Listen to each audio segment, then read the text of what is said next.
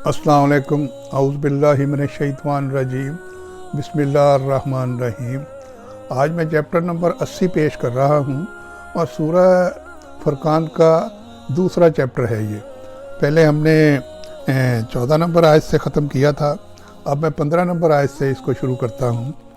आयत नंबर 15, कहो कि ये अंजाम बेहतर है या हमेशा रहने वाली जन्नत जिसका वादा मुत्तकी लोगों से किया गया है, वो उनके लिए अनाम होगी और उनका आखिरी अंजाम। आयत नंबर 16, वहाँ उन्हें हमेशा हमेशा बसते हुए वो हर चीज़ मिलेगी जो वो चाहेंगे। ये वो ज़िम्मेदाराना वादा है जो तुम्हारे रब ने अपने ऊपर लाज़म कर लिया है। आयत नंबर 17, और वो दिन उन्हें याद दिलाओ जब अल्लाह उन काफरों को भी हशर में जमा करेगा और उनके मबूदों को भी जिनकी ये खुदा को छोड़कर इबादत करते थे, और उनके मबूदों से कहा जाएगा कि क्या तुमने मेरे बंदों को बहकाया था या ये रास्ते से खुद ही भटके थे। तो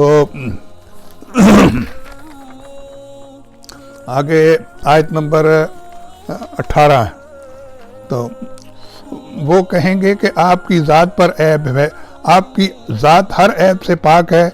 हमारी मजाल नहीं थी कि हम आपको छोड़कर दूसरे रखवालों को कायल हों, लेकिन हुआ ये कि आपने इनको और इनके बाप दादों को दुनिया का साजो सामान दिया, यहाँ तक कि जो बात याद रखनी थी वो इसे भुला बैठे और इस तरह ये खुद बर्बाद हो गए। तो इसकी तफसीर ये है कि जिन मबूदों को उन्होंने खुदाई का दर्जा दे रखा था, उनमें से कुछ तो फरिश्ते थे जिन्हें ये खुदा की बेटियां कहते थे, या बाज़ लोगों ने कुछ अंबिया या बुज़ुर्गों को खुदा बना रखा था, और उनकी तरफ से तो ये जवाब ज़ाहिर ही है। लेकिन जो लोग बुतों को पूजते थे उनके बारे में ये सवाल हो सकता है कि वो तो पत्थर के थे और उनमें बोलने की सलाहियत कहाँ थी।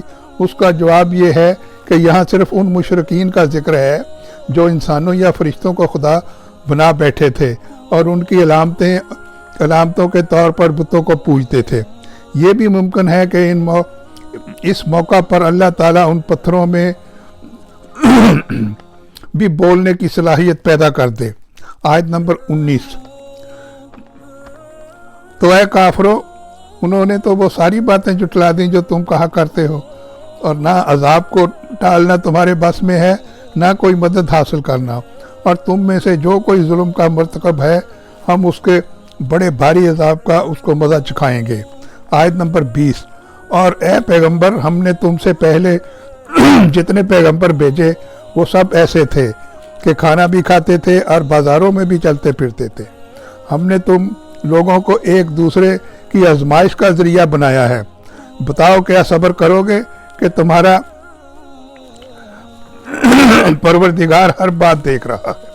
तफसीर इसकी ऐसी है कि कफ़ार के एतराज़ात का जवाब देने के बाद दरमियान में अब अल्लाह ताला मुसलमानों से खिताब फरमा रहे हैं कि तुम्हारे मुखालफीन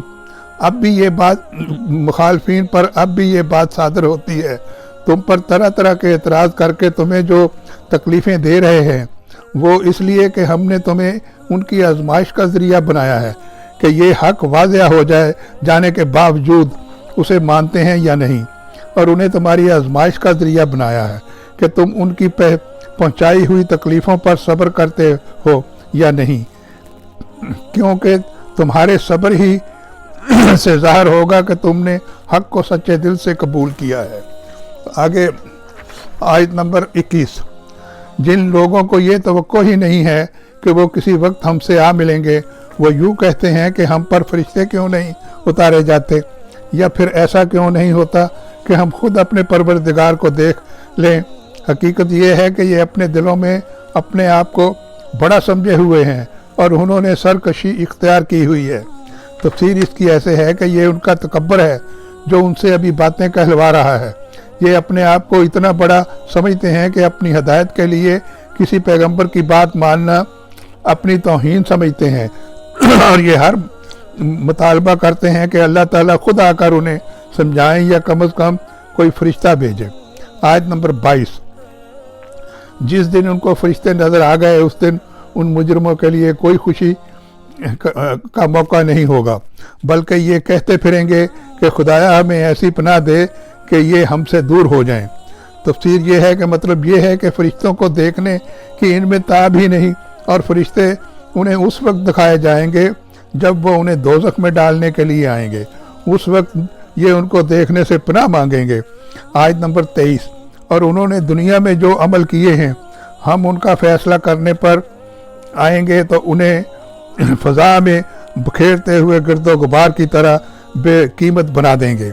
تو تفسیر اس کی ہے کہ جن اعمال کو انہوں نے نیکی سمجھ رکھا تھا وہ آخرت میں گرد و غبار کی طرح حقیقت نظر آئیں گے، اور ان کے جو واقعی اچھے تھے ان کا بدلہ اللہ تعالیٰ نے انہیں دنیا میں دے دیا ہوگا، لیکن آخرت میں تمام نیکیوں کے قبول ہونے کے لیے ایمان لازمی ہے۔ وہاں یہ نیکیاں بھی کام نہیں آئیں گی کہ انسان کتنا بھی نیک کیوں نہ ہو، لیکن اللہ تعالیٰ کی وحدانیت کا ماننا جو ہے نا وہ سب سے ضروری ہے۔ مشرک لوگ بالکل نہیں بخشے جائیں گے۔ تو یہ میں چھوٹے چھوٹے پیش کر رہا ہوں پروگرام، آپ ان کو سنا کریں۔ قرآن پاک کا سننا، میں نے پہلے قرآن پاک کے اوپر 2 پروگرام جو کیے ہیں وہ سنے ہوں گے، آپ کو پتہ چل گیا ہوگا کہ قرآن پاک کا سننا پڑھنا اس کا کتنا ثواب ہے۔ احادیث بھی میں نے پیش کی ہیں۔ تو اللہ تعالیٰ آپ کا حامی و ناصر ہو، اللہ تعالیٰ آپ کو اس کا اجر دے گا۔ اللہ حافظ۔